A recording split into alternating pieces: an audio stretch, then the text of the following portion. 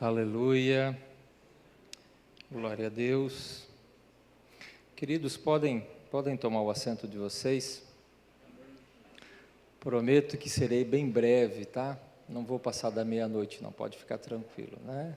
Glória a Deus, né? Louvo a Deus também porque tenho certeza de que estou no melhor lugar do mundo. Louvo a Deus porque hoje, nesse exato momento, eu estou no melhor lugar aonde eu, Rodrigo, poderia estar. Nesse exato momento, eu estou dentro daquilo que Deus me chamou. Eu estou fazendo aquilo para o qual Deus me chamou, aquilo que eu gosto de fazer, aquilo que eu amo fazer, que é pregar a palavra de Deus, que é expor a palavra de Deus. E sob o tema da perseverança, e eu estava observando alguma coisa no Facebook, e eu, pelo pouco que eu pude entender, pela breve leitura que eu fiz, salvo engano, algo nessa semana que se passou e nessa semana ontem, já foi comentado algo sobre perseverança, e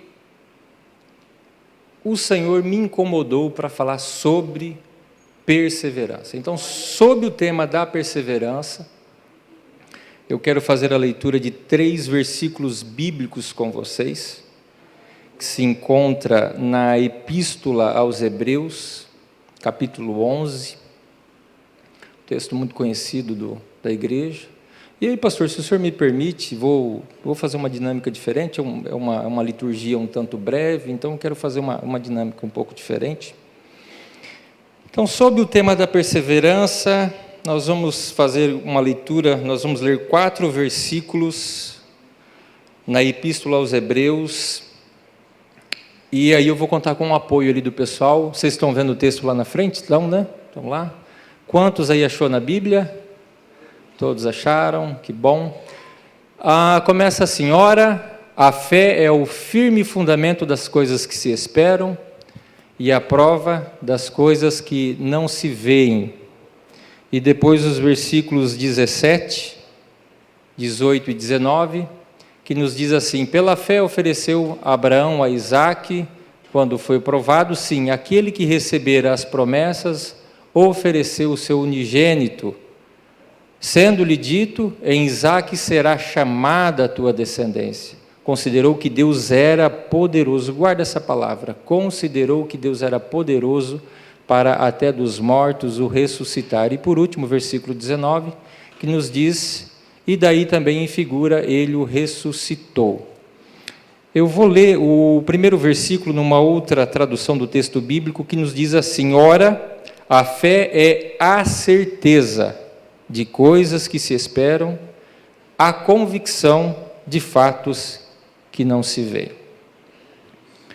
Eu vou fazer uma pergunta para vocês que parece até ser um tanto sem muito propósito, talvez até muito sem nexo. Quantos aqui têm problemas? Quantos aqui têm dificuldades? Madriana tem dificuldade, Madriana? Tem? Minha esposa, você tem dificuldade? Kimberly? Os dois aí, tem dificuldade? Marcos, vocês têm? Tem, Júnior, problema, dificuldade? Marta? Tem, pastor? Vocês aí, como é que é? O púlpito eu acho que não tem dificuldade não, tudo, não é anjo de Deus, tal, né? Uma coisa meio espiritual, assim, meio diferente, né? Mas o fato é que todos temos dificuldades. Todos temos dificuldades. No decorrer da nossa vida, Kimberly, nós passamos por várias crises. Crise dentro de casa, crise no trabalho. Nós enfrentamos várias crises de púlpito. A gente passa por crise de púlpito também, cara. A gente passa. Nós passamos por crise no casamento, irmã Elisângela. independente de ser esposa ou não de pastor. Passamos crise, Marcos, das mais diversas, crise profissional. Mas de todas as crises, a que mais me preocupa é a crise de fé. Essa me preocupa. Essa me preocupa. O contexto no qual a carta aos Hebreus foi escrito foi um contexto de dúvidas, de questões, de grandes questionamentos, questões cruciais, porque se a gente for parar para analisar, a vida espiritual daqueles cristãos estava em jogo. E se a gente se aprofundar um pouco mais, por que não dizer a vida eterna daqueles cristãos estava em jogo? Porque chegou num momento que chegou num dado momento da vida, da caminhada, da jornada cristã, da jornada espiritual deles, que eles se perguntaram o seguinte, irmã Adriana: será que vale a pena eu permanecer nos caminhos de um Cristo que prometeu que ia vir e está demorando pra caramba para voltar? Será que vale a pena eu pagar um preço tão árduo? Alguns dos meus irmãos foram cerrados ao meio. Alguns dos meus irmãos pagaram um preço de sangue com a própria vida por um Cristo que eu sequer posso ver, que eu sequer posso tocar. Será que não é melhor eu voltar aos velhos costumes, à velha maneira de ver, de viver, de pensar e de agir? Pelo menos lá, irmã Lisângela, eu tenho aonde tocar. Pelo menos lá eu consigo ver. Então grandes questões surgiram na vida daqueles irmãos. De maneira que o escritor aos Hebreus ele escreve o seguinte: ora, a fé é a certeza de coisas que se esperam. E aí eu vou convidar vocês para fazer uma análise um pouco mais profunda. De acordo com as regras da língua portuguesa, certeza é um substantivo, abstrato, mas é. Você não toca, mas ela existe. E todo bom substantivo, ele pede um bom artigo. A certeza. Portanto, nós não estamos falando, Kimberly, de uma certeza qualquer. Há uma certeza qualquer. É a certeza. É uma certeza específica. Agora, olha o que ele fala, que a certeza, a fé é a certeza de coisas que se esperam. A preposição de, Vivian, presente na tradução do texto bíblico, estabelece uma relação entre a certeza e as coisas que se esperam. No caso, uma relação de origem. Portanto, uma certeza específica ou uma certeza especial só pode ter origem num tipo de esperança em coisas que se esperam, também muito especial. De maneira que nós não estamos falando de qualquer esperança, pastora Elisângela, mas de uma esperança relacionada às promessas que nos foram feitas. Portanto, eu estou falando de uma certeza que nasce naquilo que Deus te prometeu. Naquilo que Deus prometeu para você, igreja. Eu estou falando de uma convicção que nasce em fatos. E o que são fatos? São acontecimentos, são realizações que Deus já fez por mim e por você no mundo espiritual e que nada, nem ninguém, a não ser o próprio Deus, se Ele quiser, pode mudar. Portanto, Vivian e demais irmãos que aqui estão, quando um enfermo se apresenta para mim pastores que aqui estão, ou um endemoniado se apresenta para mim, por que que com ousadia e coragem nós colocamos a mão em cima daquele enfermo ou em cima daquele endemoniado e repreendemos na autoridade do nome de Jesus, crendo que tal fato vai acontecer? Porque na sua palavra Deus nos dá testemunho de que tal fato já aconteceu no mundo espiritual, mas que nós, pela fé, trazemos do mundo espiritual para o mundo material. Se não fosse assim, não estaria na Bíblia que estes sinais seguirão os que creem. Expulsarão demônios, falarão novas línguas e aí por aí vai. Então isso já está concretizado no mundo espiritual. Mas pela fé, nós trazemos do mundo espiritual para o mundo material. E aí então o autor aos Hebreus, ele começa a dar substância e apresentar algumas respostas para aqueles cristãos que estavam cheios de dúvidas. Aquilo que aparentemente estava muito vago e abstrato, começa então a tomar forma para aqueles cristãos. E nessa de dar forma, o autor aos Hebreus, ele vai passando por vários personagens bíblicos,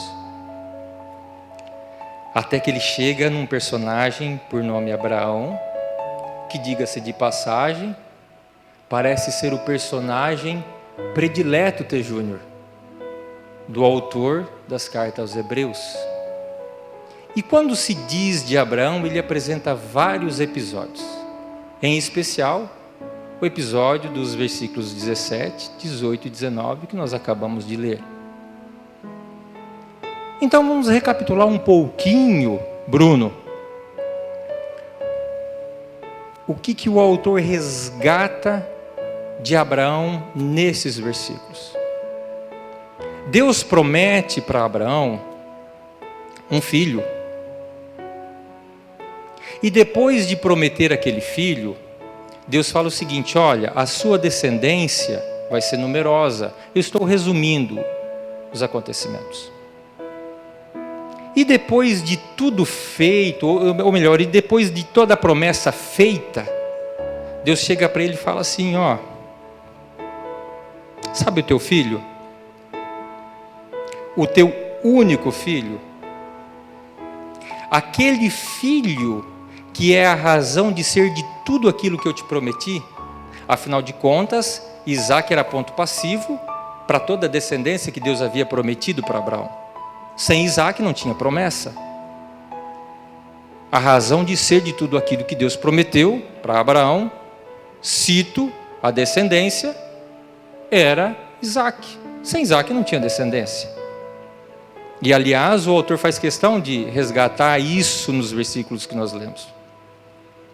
Deus pede isso para Abraão. Mais 5 minutos eu já vou estar encerrando. Aí o que acontece? Tem toda aquela trajetória, tem toda aquela situação que o livro de Gênesis relata para mim e para você, mas um detalhe, pastor Anderson, um detalhe nesses 3 versículos que nós lemos chama a nossa atenção. Que Abraão entendeu, considerou, irmã Fran, que se fosse o caso, Deus ressuscitaria dos mortos Isaac. Sabe o que isso quer dizer para mim e para você? Que a fé genuína é uma arma poderosa quando a razão de ser daquilo que eu e você esperamos está comprometida. A fé é uma arma poderosa para combatermos, para agirmos da melhor maneira possível nessas situações. De maneira que aqui nós aprendemos uma lição. Qual lição? Vou abrir um parênteses. Se você chegou aqui essa noite desanimado, pensando em desistir, pensando em parar. Você quer saber? Aquilo que Deus me prometeu, que lá não vai acontecer não. Aquele projeto que Deus tinha para mim, para minha mãe, para o meu pai, para a nossa família, para a minha vida profissional. Quer saber? Esquece isso aí. Desistir de tudo. Fecha parênteses. A fé é o melhor lugar para eu e você nos encontrarmos. Mesmo que pareça o lugar mais incerto para se estar. A fé é o melhor lugar para eu e você nos encontrarmos, mesmo que pareça o lugar mais incerto em que se possa estar. Vou fechar por aqui com uma ilustração. Certa vez uma filha chega para o pai, cansada de tanta dor, de tanto sofrimento, e ela chega para o seu pai e fala: pai, eu não aguento mais essa situação. Eu resolvo um problema, aparece outro. Resolvo um, aparece outro. Eu estou cansada desta vida. Não quero mais isso para mim.